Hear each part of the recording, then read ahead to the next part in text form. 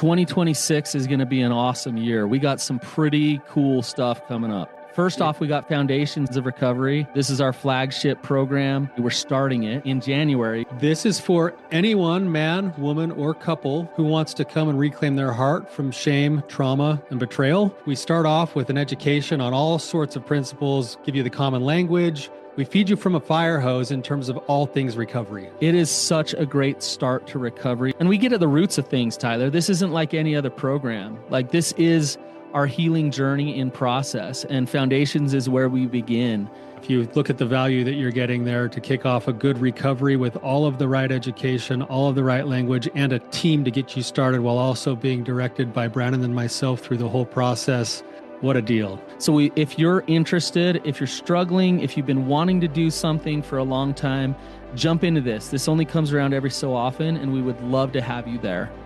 Click the link in the description to sign up for it. And to make it even sweeter, we're also including a raffle for a free pass to the Radiant Dawn retreat. Anyone who signs up for Foundations will be added to the raffle for that free Radiant Dawn pass. If you're a man and you sign up for Foundations, your name still gets entered, and you can give that pass away if you win it to any woman that you want to. So what you're saying, Tyler, is if you sign up and participate in Foundations, you could possibly go to Radiant Dawn for free? That's exactly what I'm saying, which is crazy because Foundations by itself is already an insane value. Man, I sound so salesy.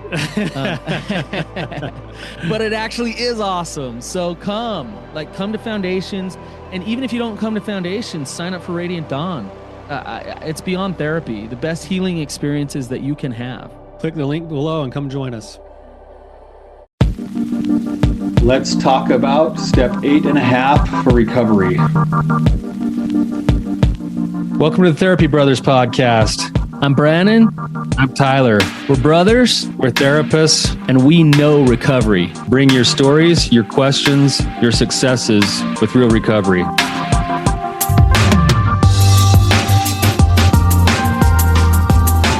Hey, Tyler, you ready to have some hard conversations? Let's do it. Let the Therapy Brothers podcast begin. What is going on, you guys? Tyler, the older brother, wandering therapist here today. I'm actually alone. Brannon and I have been alternating some schedules lately.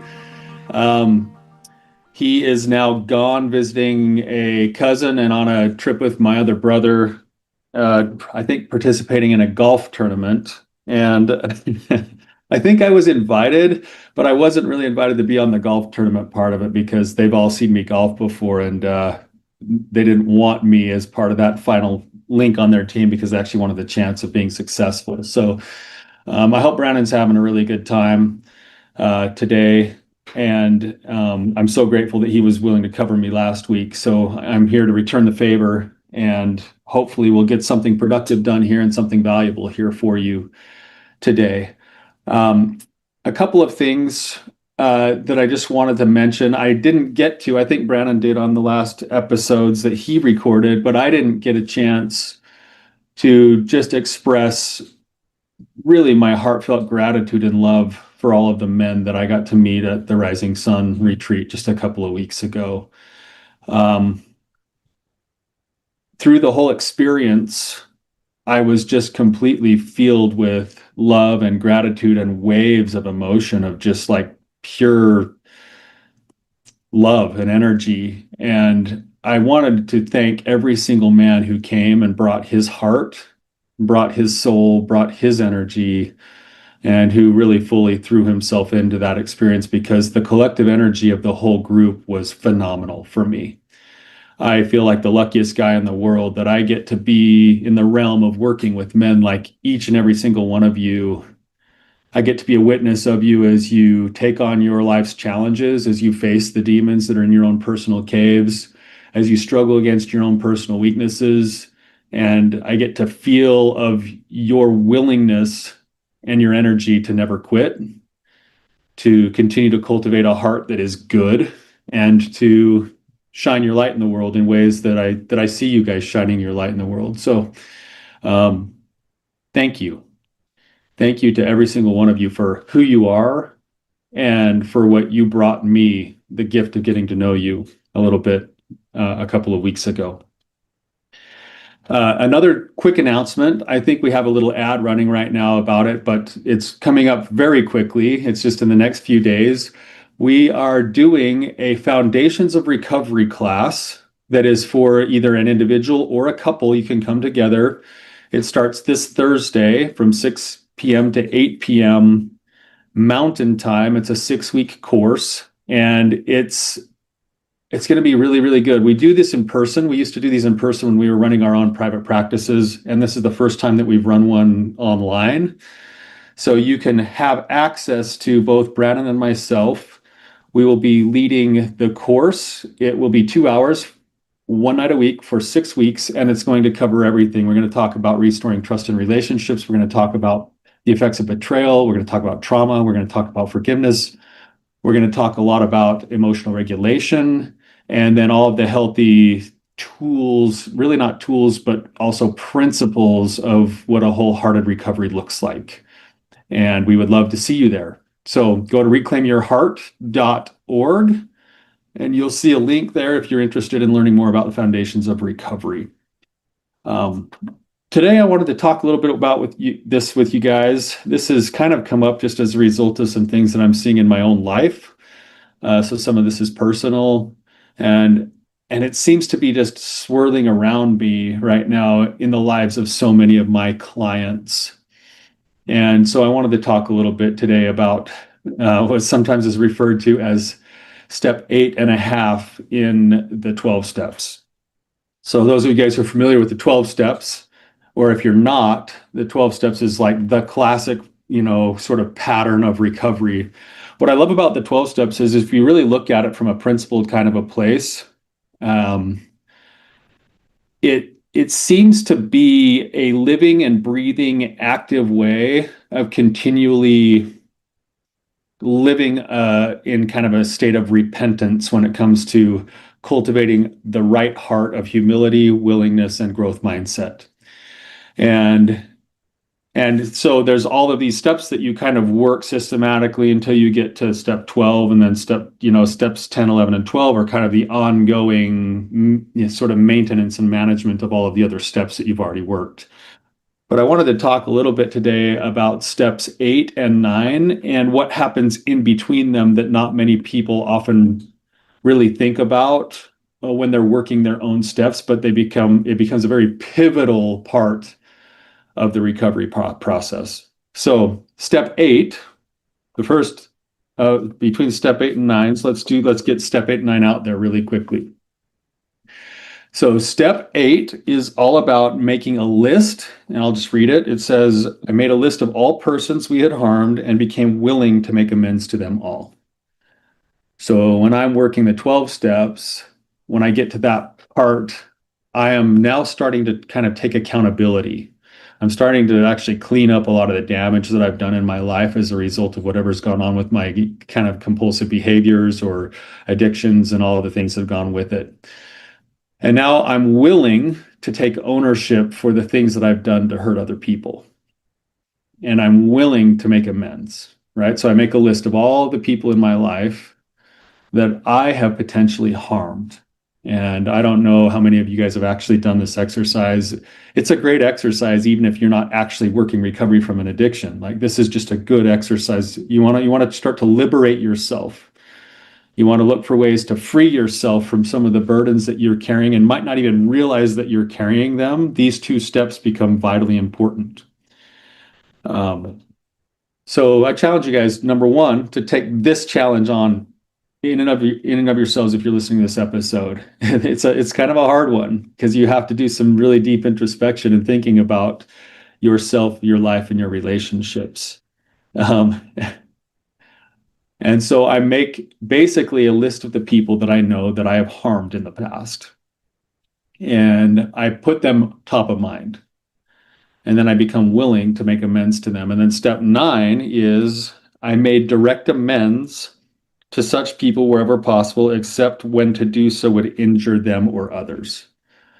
Right. So sometimes you don't want the making of amends to be selfish for yourself, even when it is detrimental to the other person that you're trying to make amends to. So the amends needs to be for the other person, not to make a clear conscience for myself if it's going to be damaging to somebody else. But in essence, step 9 is then I now take action. So I've made a list of these people that I've harmed, and I've contemplated how I've harmed them, what I may have done. So this is the empathy part, where I realize, you know what? My lying to my partner for the last 5 years has probably affected them in this way, right?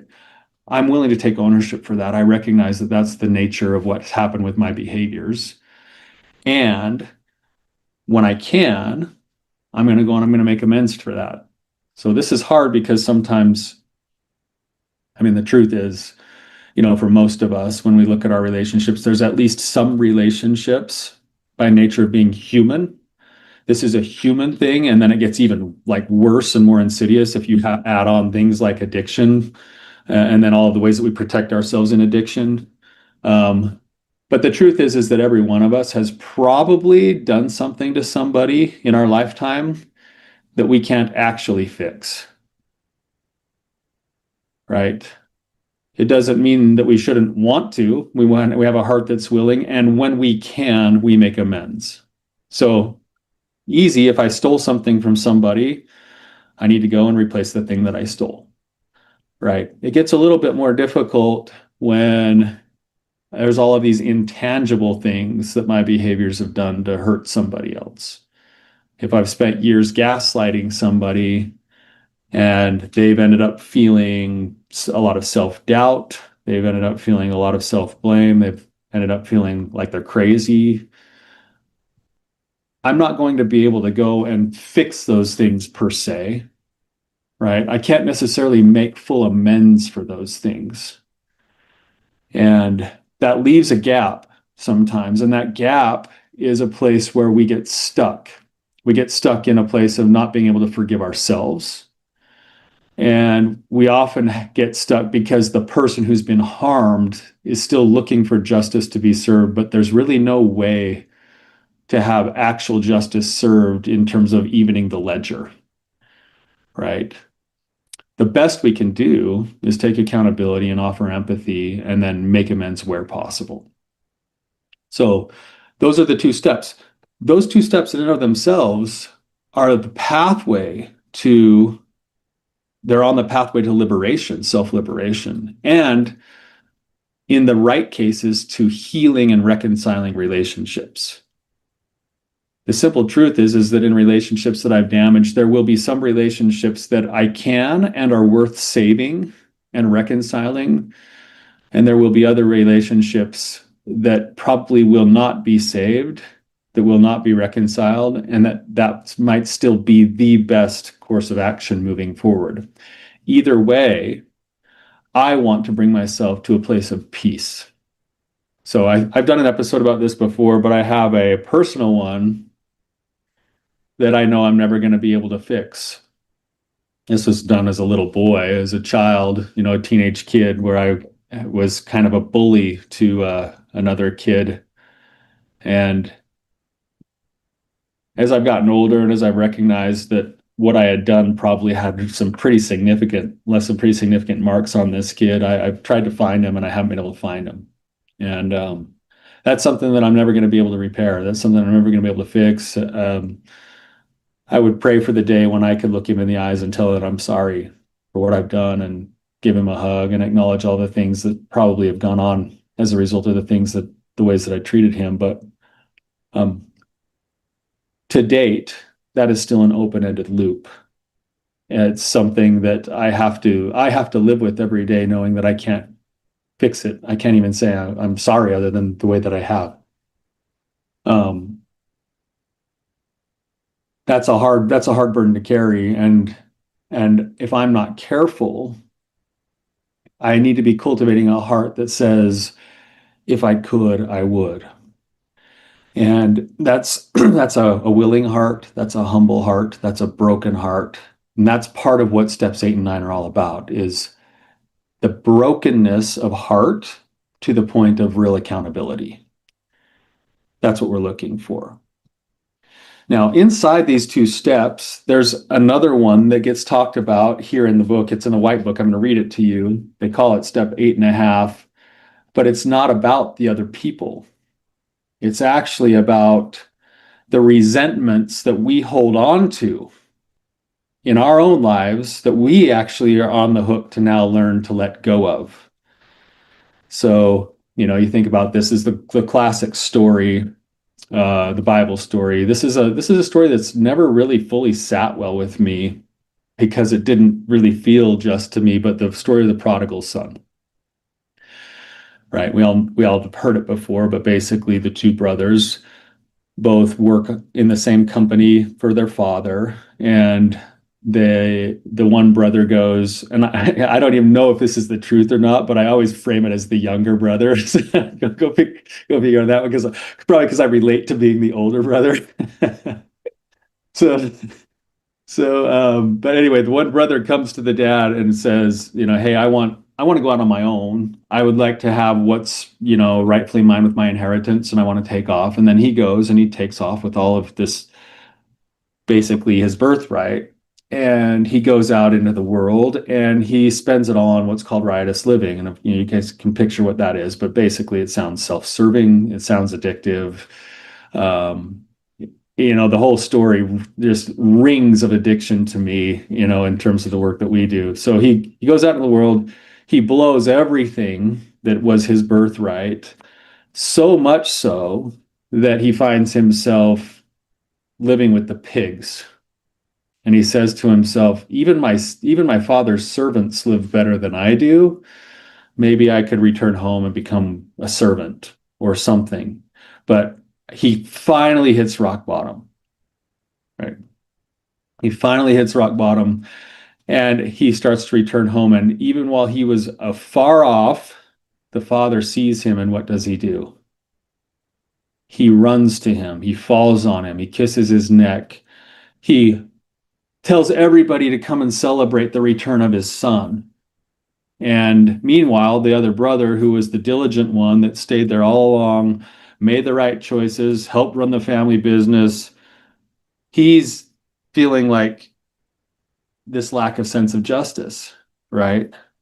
And he's wondering, like, why is my brother, who's been basically a tool bag, why is he getting all of the attention and all of the love right now when I've been the one who's done all the right things? This does not seem right. This does not seem just. And he ends up kind of forming inside of his own heart a canker, like a callus in his own soul, in his own way of being towards not only his brother, but towards his father and towards the whole situation. And later on in the story, the famous line in the Bible is, "In whom lies the greater sin?" In whom lies the greater sin? So now you've got this brother who went and took off, wasted a bunch of stuff, partied, had a great time until he didn't have a great time anymore, and addiction was killing him, supposedly. This is my interpretation right now.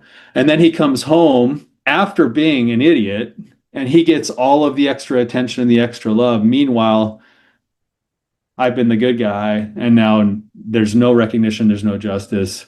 And in whom lies the greater sin? Now, you guys think about this in your own lives. This is a hard one to contemplate. Some of you who are listening are probably in pretty dark situations where you are sitting in the same spot as the good brother, right? You didn't do anything wrong. Somebody else, probably somebody you love, has gone and done something to blow your life up. They've caused you added struggle, added heartbreak, broken trust. They've hurt you in some way. They've manipulated you in some way in their own self-protection. They not only hurt you, but then they lied to you and then made you feel crazy. All of that is going on. And now you've got this wrestle inside yourself.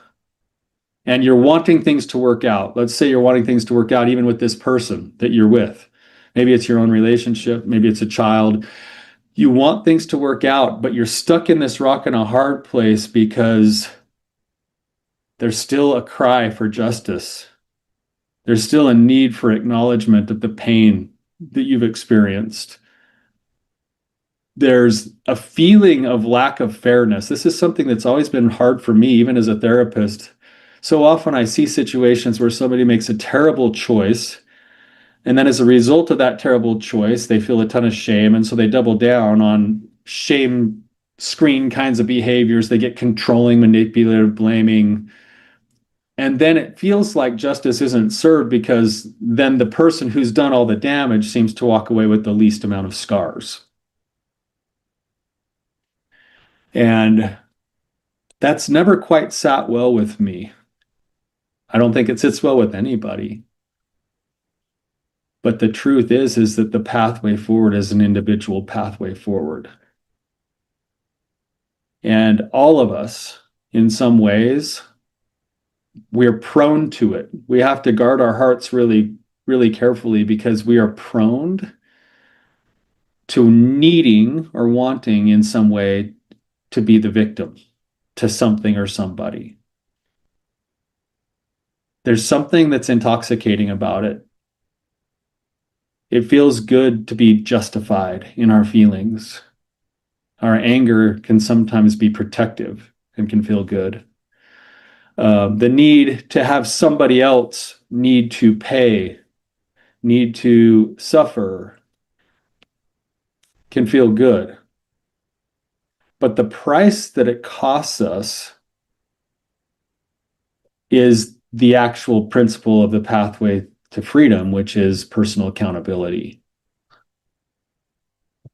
We, each and every one of us, is on the hook for our own freedom, our own power, our own redemption, our own love, our own vibrance of the way that we live our lives. And many of us are burdened and bogged down by the resentments that we hold towards other people. And that is step 8.5.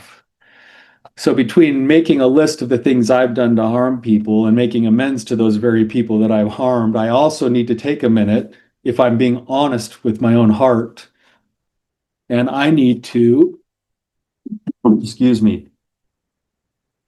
I need to engage in step 8.5, which is often we perceive that the ones we have wronged are themselves guilty of real or imagined wrongs against us.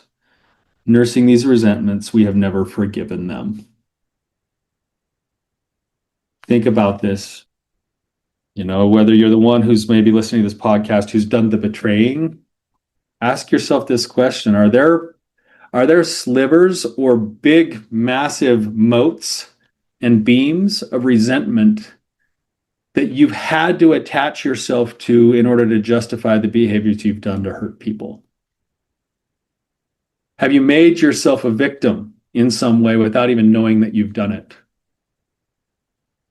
Have you had unmet needs and not asked for those needs to be met or addressed or seen or validated, and then had it go internally to say that nobody cares about you and that, you know, my partner or my children or whatever else never pay attention to me?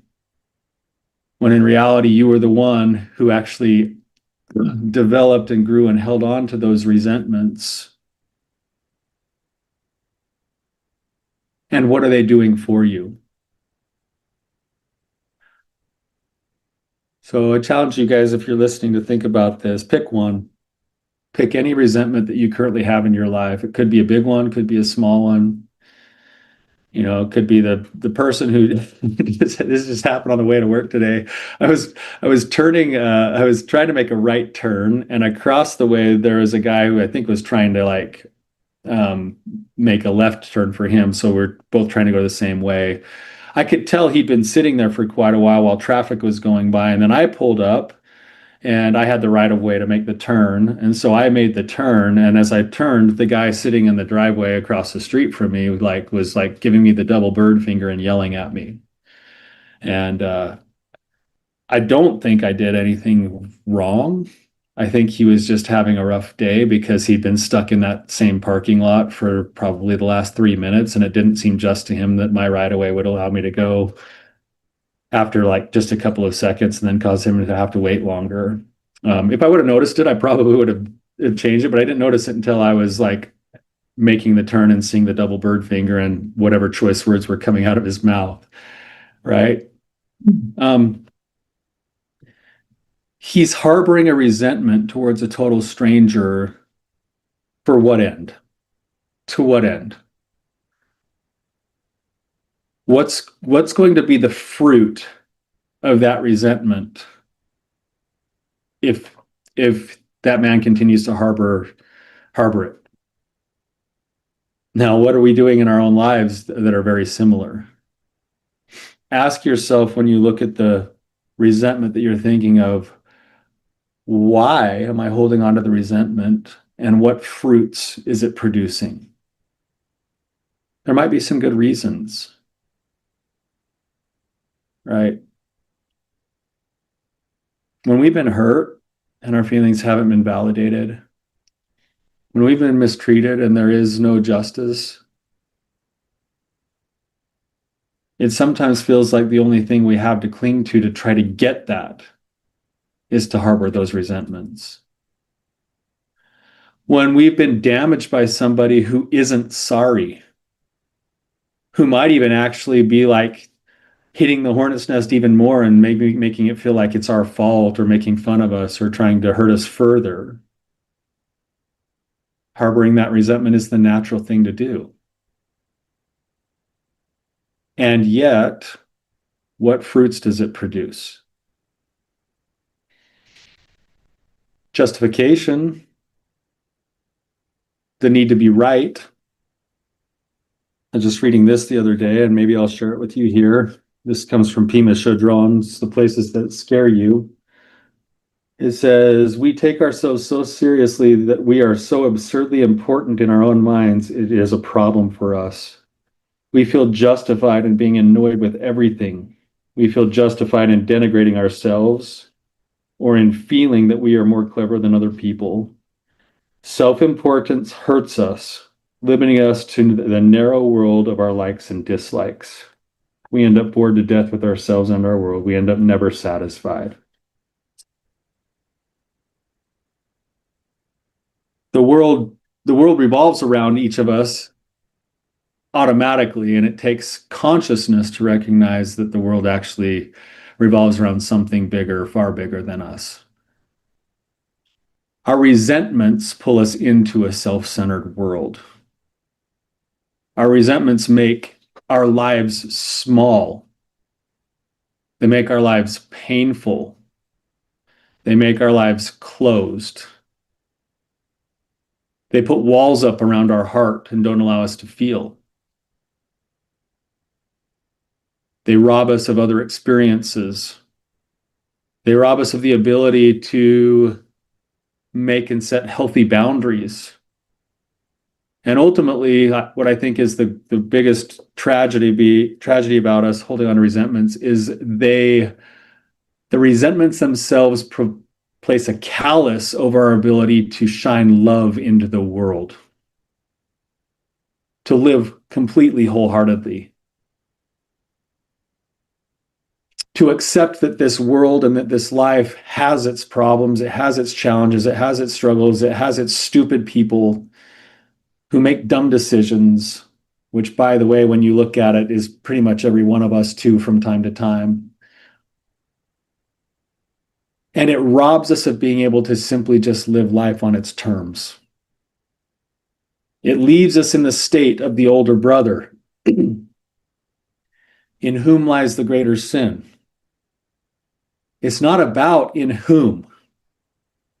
It's about what sin means. Sin is a disconnection from our higher power. Sin is a disconnect from the life that we were intended. Sin is without connection. That's what sin is. And if we're stuck comparing whose sin is greater, we, by nature of doing that comparison, are already disconnected from the lives that we were designed for. It's only through surrendering all of those things, through letting go,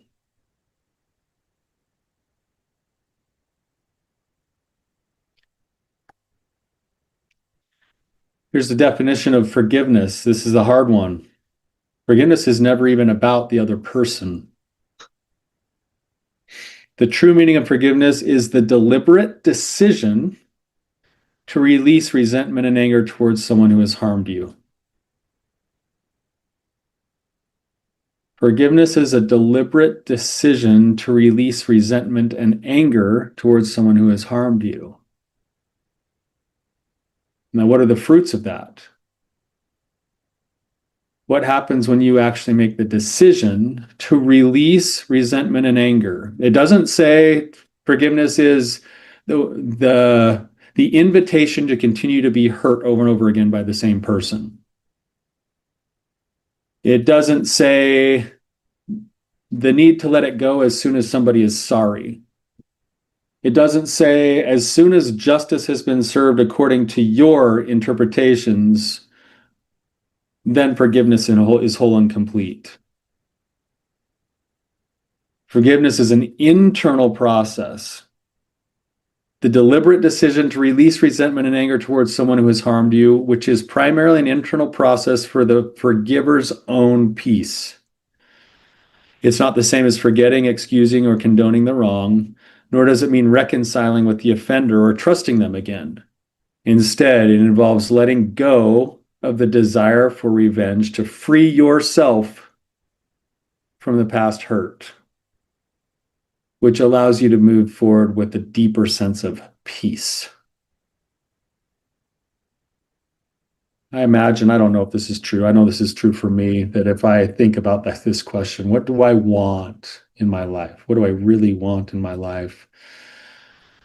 I think the deepest feeling that I want most often would include something like peace, joy, freedom, power.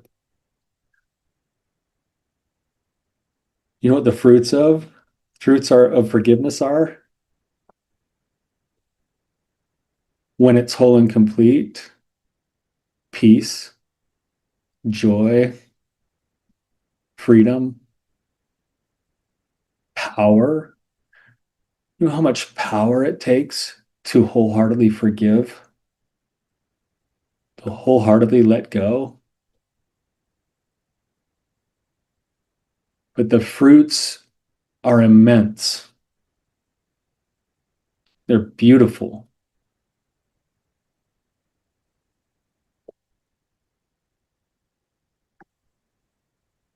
Now, how do we do it? That's the question, right? Step 8.5. Back to step 8.5 really quickly for just a minute or two longer.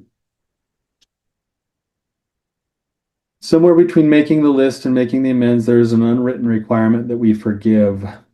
And we discover we're as powerless over resentment as an unforgiving spirit as we ever were over lust, sex, or dependency. So what do? We work the steps on this like everything else. We take the action of forgiving even when we don't feel forgiving.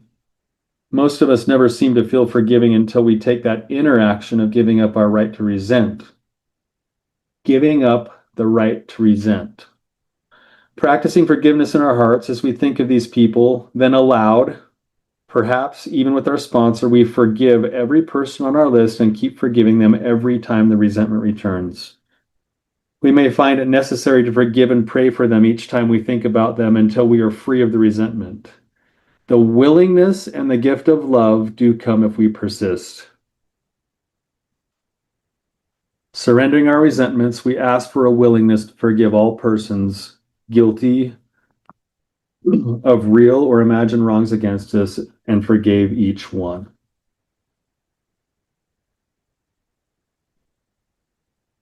I've got plenty of these in my own life, you guys. You guys know what it's like to wrestle, to have that like jaw clench up and that pit in the stomach. I imagine somebody could probably mention just one or two names of people in my own life. Like my brothers do this to me on purpose. Here's an example of this. My high school basketball coach was a man who I don't think lived the same kinds of principles that I've currently learned to want to live. and he was pretty his coaching style was not one of love. It was one more of coercion and fear and criticism. And there was a lot of pain that I carried with me after high school as a result of the things that happened in high school playing under this coach. Years and years later, this is decades now later, I just found out that this coach passed away just recently of old age. And my brothers, thinking it was funny, sent me like his obituary and were like, hey, condolences, Tyler. We know this is a really, really rough day for you. We know you've got to just be totally torn up about it. And this is the part that I don't like to admit, but the very first response inside my soul when I found this news out was a tightening of my chest, a pit in my stomach. I could feel the muscles in my face all clench up, and the thought in my head was, why didn't it happen sooner? What? I just had thoughts wishing ill upon another human being because of the pain that I'm still carrying from decades ago. Most days it doesn't bother me. I don't think about it until my brothers throw out this thing joking around like, oh yeah, you're going to be really sad that this coach died. Like, here's the news, Tyler. Let me know what else you need. Do you need me to send you some flowers or something, right? Because they know how I felt over the years about this coach. According to the steps, I need to cultivate a willing heart and vocalize again for the 1000th time that I forgive those things. Now, in my case, it's pretty easy because I've done wrong a lot worse than I've been done to. I am so desperately in need of so many people's forgiveness that there really is no reason for me to harbor any resentment towards anybody else. If I really believed in justice, I would willingly, freely give away all of my resentments, and I would still have a debt to pay to even the ledger. But if not, it would still be on me for my sake, for the life that God designed me to live, to vocalize that forgiveness and let it go. And to do that over and over again until the heart lines up with the mind and it is full and complete. So if you're listening to this, I know that you're probably struggling with your own resentments. Those resentments matter. Your story matters. The ways that your life has been affected matters. And I'm sorry for the pain that you've experienced. And the blessing that you have is that your pathway to freedom lies 100% with you. You can be free today. You don't have to carry it any longer. And the power lies 100% with you. So hopefully this is helpful, you guys. Thank you for being here with me today. And if this is valuable in any way, or if you know somebody who it could be valuable for, please share it. And I, again, am so grateful for the people that I get to interact with every single day because of this podcast and because of my line of work. To see so many people in the trenches of their own lives, in their own arenas, giving their very best efforts is my favorite thing in the whole world. And I'm grateful to be in those trenches with you. And you guys have a great day. Until next time, keep on keeping on.